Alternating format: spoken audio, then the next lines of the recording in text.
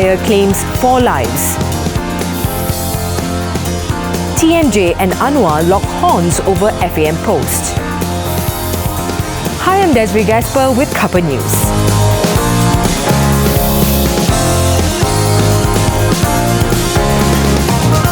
A couple and their 2 sons were killed in a raging fire that broke out at their house in USJ2 Subang Jaya early today. A neighbour who alerted the fire department said he could hear the victims screaming for help but could not do anything. 16 firemen arrived at the scene within minutes after being alerted of the blaze at 5:35 a.m. The fire that damaged 80% of the house was put out in less than an hour. The victims were identified as Lim Ah Kok, 58, his wife Gobi Kim, 51, and their 2 sons Lim Yong Liang, 20, and Lim Yong Wei, 17. Subang Jaya District Police Chief ACP Muhammad Azlin Sadari said all 4 were believed to have died from smoke inhalation. Jangkaan kalau lihat daripada siasatan awal forensik bermula daripada bawah, so yang menyebabkan mangsa start di tingkat atas. Kejadian mangsa ni kena tidur? Jangkaan dia tidur. So mungkin suami isteri tu sudah lebih awal. So si suami, si ayah cuba kejutkan anak dia dan 3 body start di dalam satu bilik, manakala wanita ataupun ibu tadi start di dalam bilik ayam dalam master bed dan tak boleh turun. It is believed that the family had been living at the house for more than 10 years.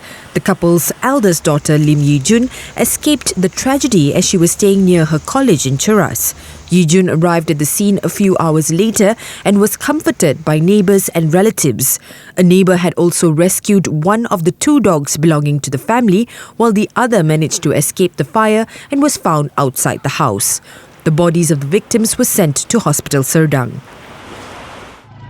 Meanwhile, in East China, at least 18 people were killed and another 18 injured in a fire at a foot massage parlour. Amateur footage showed people jumping out of the second-floor window of the 6-storey building after the fire broke out around 5:26 p.m. on Sunday. The fire was extinguished in less than 2 hours and the cause of the fire is still unclear. 1 person was detained on Monday to assist with investigations.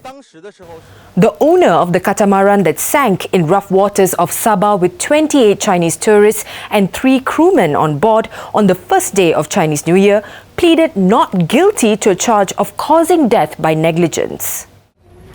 44-year-old Leong Win Ji claimed trial before Magistrate Jessica Ombau Kakayun at a room converted into a court at the Queen Elizabeth Hospital for ferrying people using water transportation in unsafe conditions.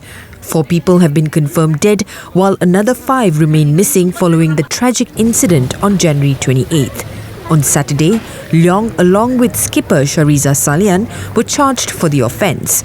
Shariza pleaded guilty and was handed a maximum sentence of 6 months jail, while Leong was asked to return for a re-mention of the case today as he needed a Chinese interpreter. Case management was set for February 28th. In other news, police said that they will not place any restrictions on convicted serial rapist Selva Kumar Subia if he planned to settle down in Penang after returning to Malaysia from Canada. Penang Police Chief Datuk Chua Gi Lai said that the 57-year-old had served his time and he can't be punished here as it is against basic human rights. Chua, however, said that as part of the standard procedure, Selva Kumar would be taken in for questioning by the police upon his arrival. Selva Kumar, who was convicted of drugging and sexually assaulting 30 women in Canada, is expected to return to Malaysia tonight after being imprisoned for 24 years there. In a separate development, the grandfather of Nurin Ain Juwita Muhammad Sharif, the 10-year-old girl who drowned along with 2 other children at a disused bauxite mining pool in Basra on Saturday, intends to sue the parties responsible. Aidil Omar said that they should have been more responsible and filled up the pool instead of abandoning the place. The former serviceman hopes the legal action would serve as a lesson to those out to make a quick profit but were negligent when it comes to people's safety.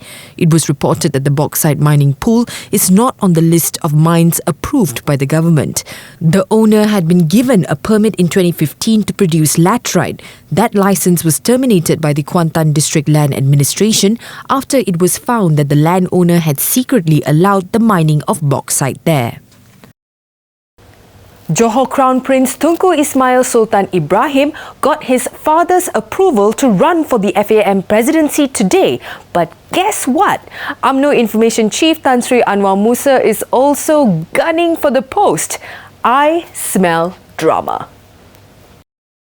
The Johor ruler gave his blessing for his son to contest following a plea by 14 representatives from FAM-affiliated bodies who were granted an audience with him. After giving his blessings, Sultan Ibrahim Ibni Almarhum Sultan Iskandar called for his son to change Malaysian football. An hour later, Anwar posted on Facebook that he had submitted a letter accepting his nomination to FAM Secretary General Hamidin Mohamad Amin and that the move was done in the spirit of sportsmanship and the love for the sport.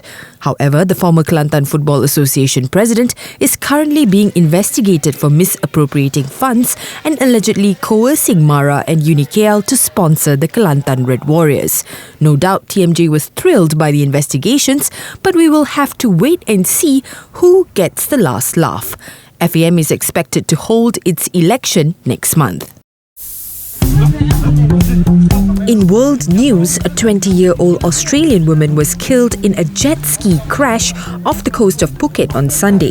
The woman, identified as Emily Colley, suffered serious injuries on her neck and left shoulder after a jet ski collided with her boyfriend's as the pair approached Kata Beach. She was pronounced dead on her way to hospital, while her boyfriend Thomas Hunter sustained minor injuries. Karen Provincial Police spokesman said police will charge Hunter with causing death due to carelessness as they collect further evidence. Both Hunter and Colley arrived in Thailand on January 26 and were scheduled to leave on Sunday. Now, this report is bound to make anyone cringe. Doctors in Chennai have removed a live cockroach from a 42-year-old woman's skull. Yes, it was alive. The woman, identified as Sylvie, woke up in the middle of the night suffering from a crawling sensation in her right nostril and a burning feeling in her head. A nasal endoscopy showed the roach sitting in the skull base between her eyes.